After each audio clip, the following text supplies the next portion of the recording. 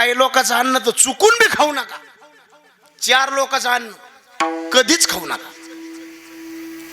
राजाचं अन्न खाऊ नका, भिकाऱ्याचं अन्न खाऊ नका, अत्याचाराने कमवलं खाऊ नका, आणि वेश्येच्या घरचं अन्न खाऊ नका.